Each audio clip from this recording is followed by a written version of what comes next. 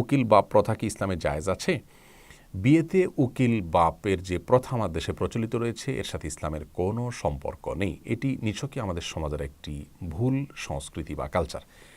বিয়ের সময় একজন ছেলে হোক মেয়ে হোক তার অভিভাবক হিসাবে তার বাবা থাকবেন এবং তিনি যথেষ্ট, তিনি বিবাহ দিবেন। বাবা যদি বেঁচে না থাকেন তাহলে সেক্ষেত্রে বড় ভাই থাকলে তিনি অভিভাবকত্ব করবেন, দাদা থাকলে তিনি অভিভাবকত্ব করবেন, চাচা থাকলে তিনি অভিভাবকত্ব করবেন। এভাবে অভিভাবকত্বের যে সিরিয়াল আছে সেই সিরিয়াল অনুযায়ী তারা অভিভাবক হবেন।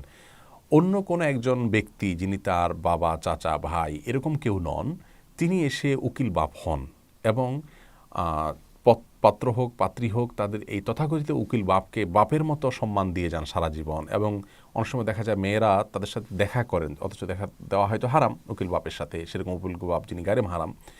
তো এই বিষয়গুলো আমাদের অপসংস্কৃতির অংশ।